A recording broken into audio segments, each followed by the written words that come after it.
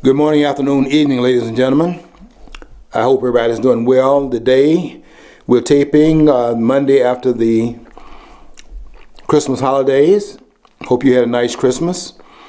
And I know you're going to have a wonderful New Year in about 3 days. And I hope you are still with family and friends and that you are really enjoying yourselves as we begin to go to the rest of the holiday seasons. We can now say happy holidays, and we're talking about the rest of them.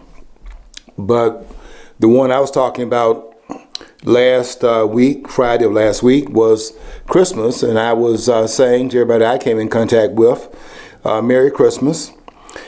And every year, it's been annualized now for the last 3 years, I've been putting on my Facebook posts the song by a new singer this time. We all know about Miss Bowles. I think her name was the one that did the song on one of the singing programs. I think it's called American Idol. And Susan Boyles. And she did this song, Hallelujah. And it was one of the, I said, wow, that's just a tremendous rendition. There's another person, I think her name is Marianne. I found another one this time, and I put the one up there by a singer that I didn't know, but she won the American Idol in 2008. And I put her version on my wall this past week, and it was really something that got a lot of hits on it. So it was Hallelujah, and I think that rendition is one of the best I've seen. This was really, it just really was, it was unbelievable. So if you get a chance to go on my wall, and it's still there. You know, in fact, I've been playing it. I put up there for Friday, but I've been playing it every day because it's just such it's an unbelievable performance. And she's from England, and I don't know what her career is like, but this person, to me, even tops Whitney Houston. And that's certainly saying something because Whitney Houston is one of the best vocalists that we've had around for some time. And so that song is really quite an event. I wanted to come to the studio today to talk about maybe a couple of things before we get off the air. And one of them is the real Lincoln, since they aired the program on Fox this past weekend where Bill O'Reilly's killing Lincoln. You know, O'Reilly has a series of books, I think it's 4 at this point, of the killing book series. Even when people are not being killed, he's still naming them killing. I think Bill O'Reilly needs to check himself in because even when he has a book out called Killing Reagan, and Reagan was shot but he wasn't killed. And a lot of people are coming up against that book and they're talking about some of the factual errors in the book. But even when people are not killed, Reilly's writing killing in his title of his books. And I'm not implying anything here. We need to watch Reilly. There seems to be some problems here. Killing Patton, killing Lincoln, killing Reagan, killing Jesus. And then, of course, in the Lincoln book, which I'm going to talk about the last part of the period of the program today, killing Lincoln, we need to talk about Bill O'Reilly killing history. And I'll save that for the last part of the program. What I want to start out with, though, is something that I was listening to as I left the house today, coming to the studio, and that is the prosecutors in Ohio were announcing that they're not going to charge the police officers in the, I think his name is Takir Rice, that case that took place in Ohio where this 12-year-old boy was pointing a gun, what they thought was a gun, at the police officers. And I think they made the right choice in terms of not prosecuting the officers, but then we're going to see what happens because the bullet counters come in. And we'll see how they act over in Ohio. We see what they're doing over here in Chicago because what happened to Laquan McDonald. And I wrote a piece, which a lot of people say was too long, but I did what really was about 5.5 pages on all these so-called racial shootings where there are these persons promoting the idea that police officers just coming in the black community and shooting blacks down, and they're being killed, and the motive behind this racism. What I tried to do here was to write an article, and I think I proved fairly conclusively in the writing of the articles that racism doesn't explain any of the cases except the one down in Charleston, South Carolina, where you had Dylan Roof that went into this historic black church, which was founded by Denmark Vesey. You know, you probably know Denmark Vesey from the slavery revolt that he led in 1822. That church has historic roots in Charleston, South Carolina. But it was disconnected to Dylan Roof, who didn't know anything about the history of the church, but went in that church and sat there among those parishioners for an hour, debating in his own mind whether he's going to go through what he had intended to go through at that church, which is to create the carnage that he created, where 9 people were killed. But he sat there for an hour debating with himself, really having you talk about dancing with wolves. He was dancing with the devil and trying to decide whether he could go through with it, because they treated him so well and welcomed him into the church once he arrived. And he sat there contemplating to carry out the act that he had gone to the church to carry out. But they treated him so well, he was actually sitting there debating it. And they didn't know what his intentions were. They just opened the church to him as they would do. And this was a very strong church, very brotherly and sisterly type of church, as can be seen by what they said in the aftermath of this carnage. Very forgiving kind of membership. The pastor having been one of the persons killed.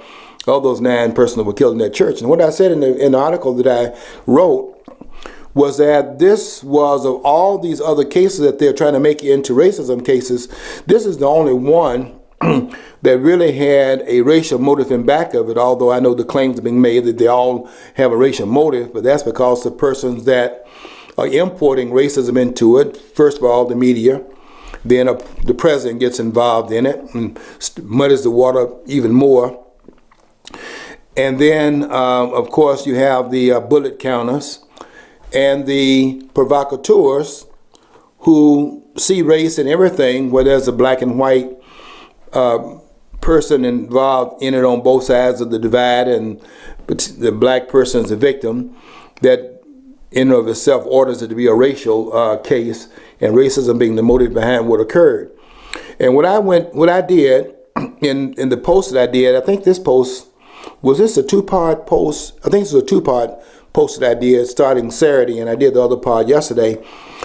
And what I did was go back and look at each one of the cases, and I wanted to see what the facts were that were not reported, and go to each one and do a discovery of my own, so I could do something that very few persons seem to be willing to do today, and that is to do your own research, and then use your own brain to analyze the information, and then draw your own conclusions, and not be led to water and then forced to drink once you get there by those who are standing by the water trial and making us drink water that they are putting in the water trial for us to drink.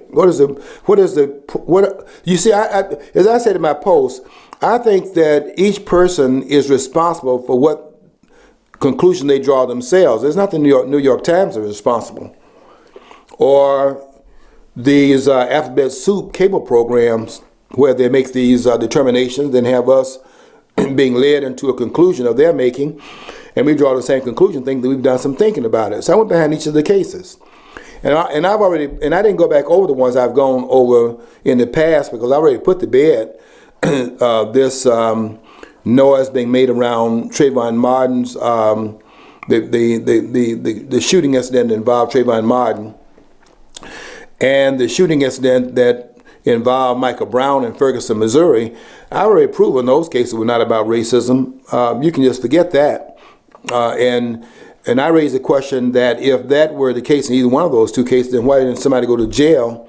Particularly when you understand that there was a hostile investigation being made by Eric Holder of the Justice Department at that time, and we had a racialized Justice Department under Eric Holder. We have it now under Loretta Lynch, who is the Attorney General that took Eric Holder's place. And if Eric Holder didn't bring any charges, as hard as he looked trying to find some fault in the case, and he didn't bring any charges, then that pretty much stands then that nothing was there to be found that could be shown that there was culpability on the part of the person who did the shooting. And I know that to be true in the Trayvon Martin case because I watched every minute of the trial. And I don't think anybody in this country can tell me anything about that trial that I don't already know because I watched every minute of it. I made it a point to tape it so that I could have it on tape to be able to go through it a couple of times. Some parts of it I went through more than once, and much of it, as a matter of fact. So I pretty much know that trial hands down, and I knew that when the jury came back, if they were going to have a finding based upon the evidence, I knew that they would, in fact, exonerate George Zimmerman because there was no evidence there that he'd acted inappropriately as having a license to carry a gun, which wasn't revealed, and which Trayvon Martin didn't know that he had the gun when he attacked this man. He certainly did the attack because there were no injuries on Trayvon Martin other than the gunshot. And in fact, I was one of the first ones to say that the Trayvon Martin family knew that screaming on that tape was not that of their son. And they actually tried to frame this man and had people believing there was some question about who was screaming on the 911 tape. Because somebody, had called the 911 while the fighting was going out there outside the apartments. And you could hear the screaming on that tape. And people were trying to act like they couldn't discern what voice which was on the tape. And they had pushed this one black guy, one of the persons I think was really a hero in this case, a person by the name of Joe Oliver, who was a friend of George Zimmerman, was willing to testify that George Zimmerman was not a racist, and that he had in fact had a history of coming to the rescue of some people in that particular area that had break-ins, and they went to their homes trying to help them to get over the trauma of having their homes broken into. Because a lot of single women were living in that I guess you would call it the projects, or just say the house. I used to call it the projects, but they call it the housing development now, or they have other words that are more generic. But when I was coming, they used to call those houses the projects, and it wasn't politically correct at that time, perhaps. But he would go to those homes when they have a break-in and try to find out what had happened and trying to offer assistance to a lot of these persons that were in that particular residence, in that residential area. And these were black women and so on and so forth, who spoke very highly of George Zimmerman. And so did this person named Joe Oliver, who wanted to testify in his behalf, and who said before they pushed him out of the public view, got him off the TV and hostile, and they did hostile interviews with him.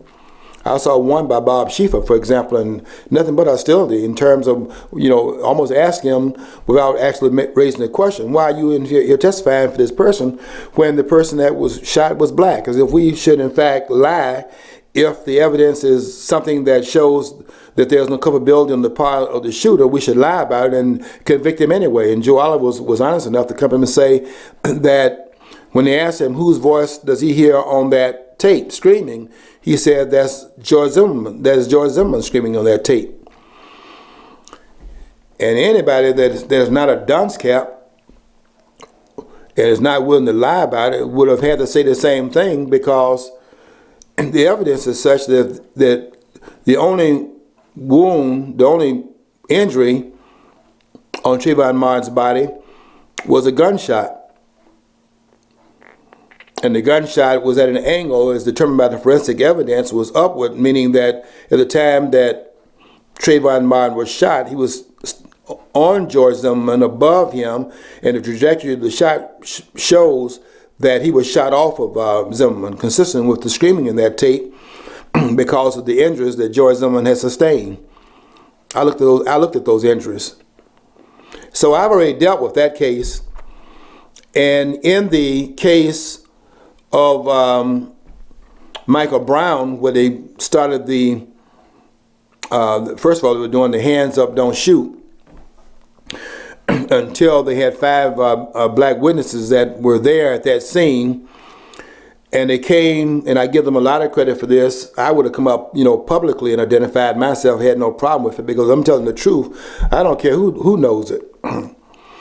And I would have come out of if I had been there and I had seen it, I would have come out of you and I would not have to sneak me into the grand jury, and I'm testifying anonymously behind the grand jury walls about what have occurred. I would have put my name on it. Because as long as I'm telling the truth, I'm willing to defend it. And there's nobody can make me back down from that which I know to be true. There's people are going to find out, and are going to find out on the 18th of next month. I had a pastor on my wall yesterday because I posted some on an interview that Donald Trump did with Barbara Walters. And it's a great interview. He brought his wife out. She hasn't been on the campaign trail, but had a chance to hear her last night and for the first time on tape. And I saw that tape, and I saw that interview that Barbara Walters had done. She is a great interviewer. And I wanted to put that out there on my wall as a way of saying that this would be a lot better than what we have right now. So when I posted that and said that we can't stand for more years of another politician after 8 years of Obama, one of the pastors got on my wall, who I know very well, and he said, "Are you kidding me?" And I said to him, "Are you kidding me about President Obama?" And I wrote another post after that post was on to say that I want to give you a heads up that I will be using Dr. Martin Luther King's birthday next month on the 18th. I already got it on the calendar. Mark, we'll be celebrating Dr. King's birthday next year on the 18th. He was born on the 15th of January, 1929. We'll be celebrating his birthday on the 18th, the third Monday of January. And I've already made it clear on several postings that I've had to give people a heads up so they can just tune out on that day, because I'm going to use Dr. King's birthday to call for this man that we have in the White House right now to stand down. I will be calling for his resignation on the 18th of January if I'm still breathing at that time. And I don't care what they say about it. And that's what they have to understand. And I knew when I wrote that post this weekend the kind of heat it was going to bring. And all my posts bring a lot of heat. You'd be surprised how much heat it brings in the private chat. But they get to understand what they're dealing with. And if they don't know, what's that song? If you don't know me by now, you'll never know. So, I'm just going to continue to teach it until the slow learners, those are the C students, probably the ones sitting in the back of the classroom, until they learn it. I only have one message, and that message is I'm going to tell the truth. I don't care who doesn't like it. In fact, if you're not a truth teller, I hope you don't like it. I'm in your face, and I'm going to stare in your face. And you get to understand that. So I did a post, a 2-part series. And the 2-part series was about this made-up racism. And I not only did the investigation, I documented every one of the cases, every last one of them. Now, we got all these cases out here supposed to be about racism. I was even arguing with a member of my family Saturday. He came over while I was while I was typing the, you have your family, how people come over because it's the holidays. And so as I'm typing it, after the dinner was over, they came in the computer room in my study. And they were looking over my shoulder. There's a big title. I put my title in 24 points so they could see the title. All of a sudden, I got some people looking over my shoulder and trying to see what I'm typing. And I had this big topic I had this title up there of made up racism. And I think I was at that point typing about the situation over there with Laquan McDonald over there in Chicago, where everybody's out there in the streets right now, some of them laying in the middle of the street, and they just can't breathe. Nobody's choking them, but they can't breathe because Laquan McDonald was shot, and the bullet counters came up, and they counted how many shots it was. And of course, the press has a sketch of a person, the back and front. They want to show where each bullet went. So everybody's now, determining, because people can't think, and they want me to be as brain dead as they are. So I went into that, and so when they were having a discussion, even in my own house, about it, and they have determined that 16 bullets means racism. So I asked them this question: if the person had a knife, the parts they didn't see was that he had used a knife to slash the police officer's tire, and they were following this guy for half a mile, trying to keep him corralled, because having that knife, he was a danger in the community. Now all the press been saying, well, he turned away from the officer at the time he was shot, which makes no sense, because the assumption there is that the only concern police officers should have is the concern for their own safety. And if you turn away from them, they should have had no more concern about the safety of those who, in turning away from them, who he would have possibly turned toward.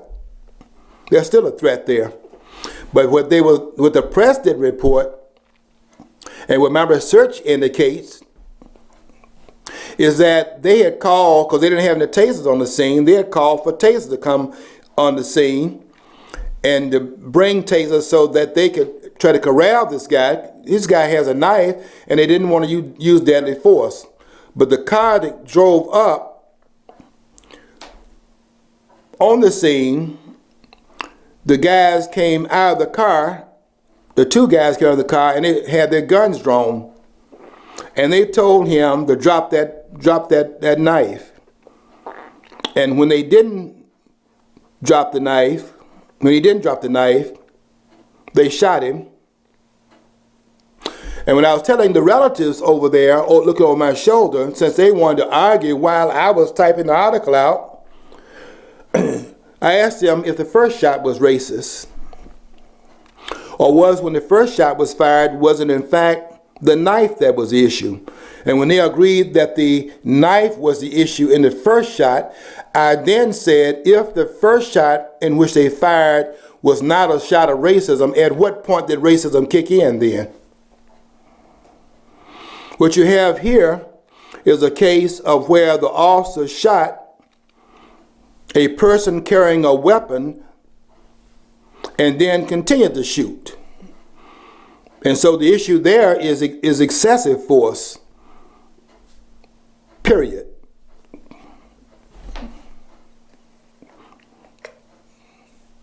Okay, that's one case. I went to the Sandra Bland case. That's the one. That's the one down in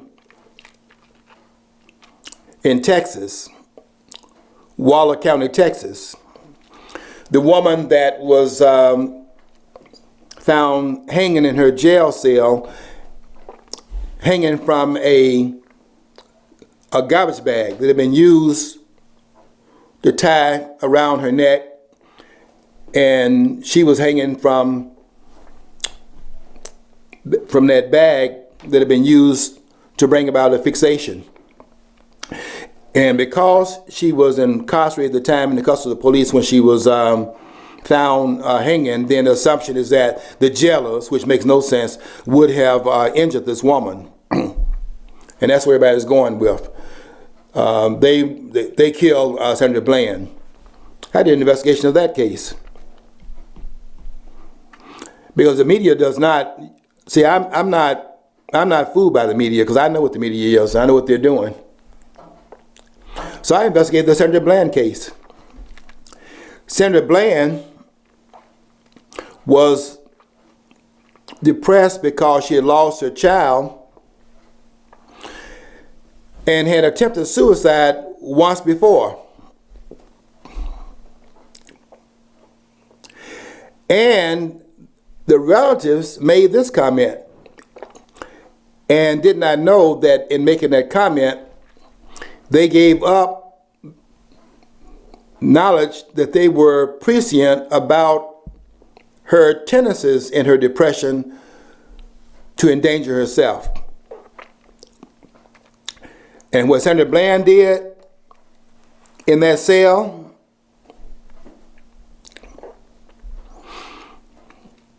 to herself,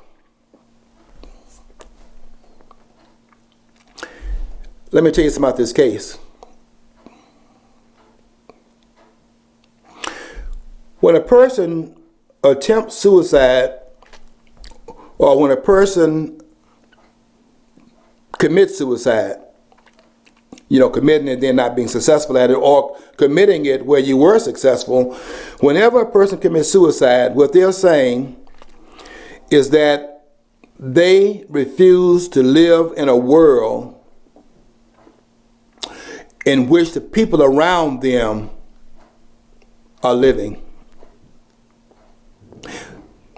And they choose between living around those people and not living around them. They choose, to show you how bad the situation is in their own mind, they choose self-annihilation.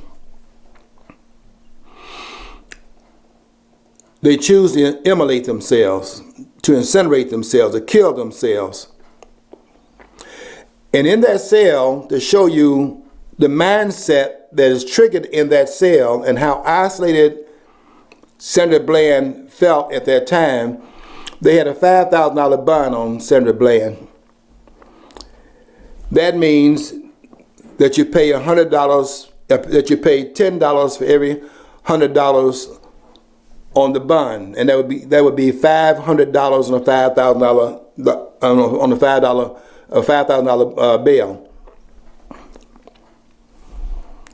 $5,000 bill, you pay $500 to get the person out. And she stayed there for 3 days in that cell and nobody came until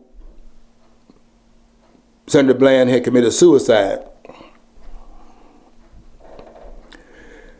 And the relatives said that and this was very telling, said that the officers were negligent in not having watched her, because she admitted in the entry that she had, in entry questions, that she had a previous case of trying to commit suicide. So they said their first statement to them was that they were negligent in not looking over her and not having a watch of her in the cell. So that was very telling to me. And this was a suicide situation. And I looked at that case as well. So these so-called racism cases are not racism cases at all. And you can go and look at the cases in the University of Missouri. You remember that case? With, what's his name, the black president of the University of Missouri, where they had him. He was the one supposedly that was called out of his name. There were no witnesses to it. And later on, he emailed posts that he had cited the Klan, was working with the Missouri police on the campus because they had a sighting of the Ku Klux Klan on the campus. He was working with the police and all the other agencies that were there to keep everything safe, and the Klan was on the campus and so on. And later on, when it was found he was lying about that, he then had to go out and publish an apology that he had made this up, which means then that if he made that up, then the earlier claims are suspect as well, because there are no witnesses to it. And you may be aware that at King College, where one of the graduates there was in a demonstration against supposedly some threats were made against black students at King College, and it now has been found that this person that was leading the demonstration went into the library, sneaked in the library, posted a threat, and then came back outside and demonstrated against a threat that that person had in fact placed online, and so on. My point is that if all of this going on is what they say it is, then why is it being made up? If it's real, as it was when you had the signs up and things like that, if they're still living in that particular Jim Crow environment, then why do we have to make anything up when it was not made up in the past? And that is a $64,000 question. And that's why I wrote those posts.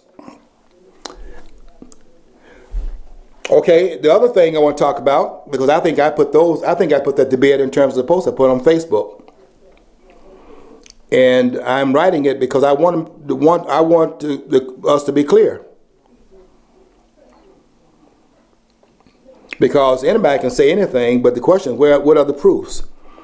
And we have to start asking that question more and more, so we're not duped by those who have an agenda that's in the media, for example, driving the noise out there, and we don't know how we're being led by the nose, pretty much, by the person that have an agenda. And I want you to listen to what Trump says about it, because Trump is on it in terms of calling them out, and they are being exposed right now. If you pay attention to what they like to do behind the scenes, but what Donald Trump does is call them out of the woodwork and make them come out of the woodwork and reveal themselves, because they don't like what's going on, because they're losing control. And that's going to continue to happen because the whole establishment is under attack right now.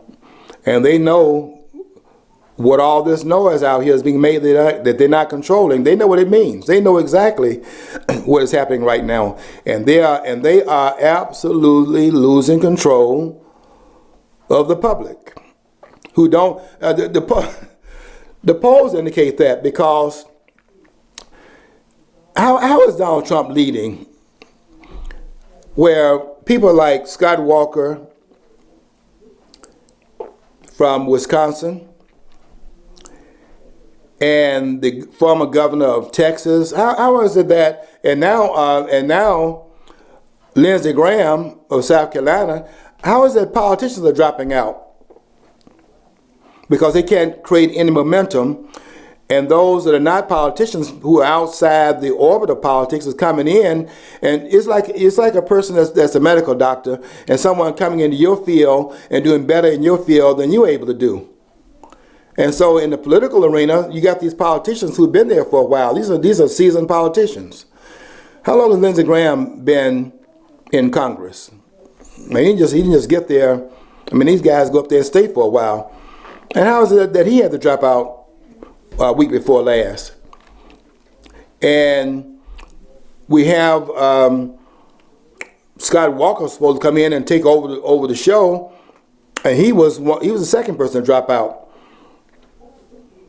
And Rick Perry, who ran in 2012 and stayed the course until he got there and couldn't remember his name, then he had to drop out, was the first person to drop out this time. Then Scott Walker of Wisconsin dropped out second. Now we got Lindsey Graham dropping out. These are all politicians, seasoned politicians. And some of the others are going out too after South Carolina. Well, I think probably before South Carolina. South Carolina will be the third of the primaries, starting in Iowa, in the Midwest, and then going to the east with New Hampshire, and then going down south with South Carolina. So you have a regional view of how well people are doing, by what people are thinking at least. and you go from Midwest to the East Coast and then to the South, South Carolina being the leader down there, because South Carolina was the first one to stand against the tyranny of the federal government in 1861, in the second war of secession we've had in this country. You can call it what you want to, but this was a war of secession, the second one that we've had in this country's history.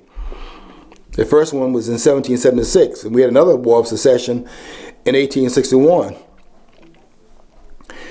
And so we go to South Carolina because that would be a lead in to what the feelings are in the South, because South Carolina is a leader in the South.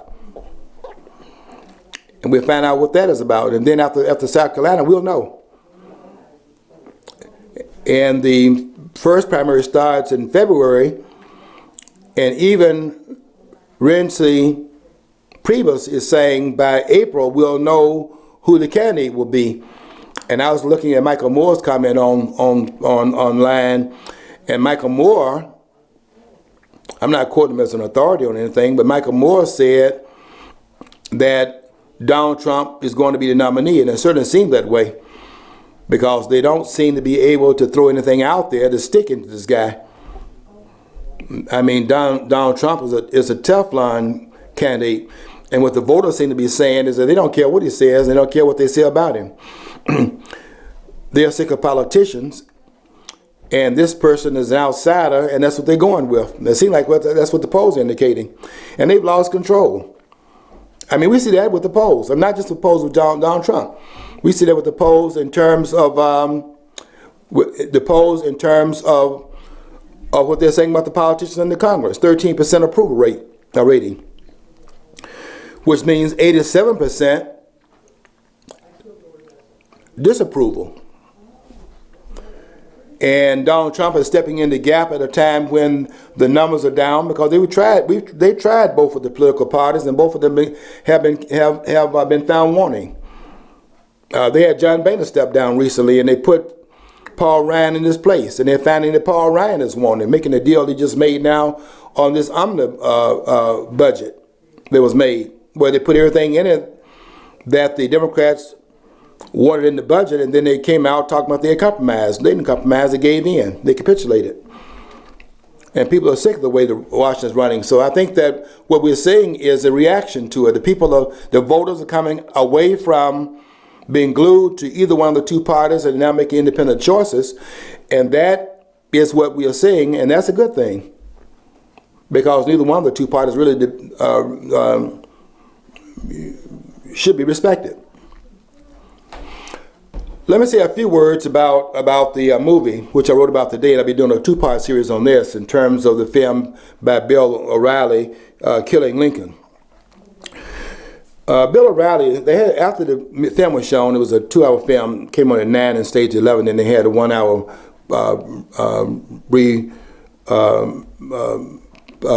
playing of the O'Reilly Factor, the 1-hour program they did after the film came to a close. And in the film, they showed, they pretty much had the last so many hours of Lincoln's life. It was well done. I think it must have been the last so many hours of Lincoln's life. And anyway, they kept talking about he had so many hours to live, and then they got to Booth and he had so many hours to live. But what O'Reilly said when the movie was over was that Abraham Lincoln was our greatest president, and that he was selfless and he put the country's interests first. That was jaw dropping to me. And so I'm doing a 2-part series right now on that. The first part was up to date, and I'm putting the other part in tomorrow. That's a jaw dropping statement. And he said that Lincoln was our greatest president. That's also jaw dropping, because none of that is true. And I brought this book to the studio called The Real Lincoln, A New Look at Abraham Lincoln, His Agenda, and an Unnecessary War by Thomas De Lorenzo.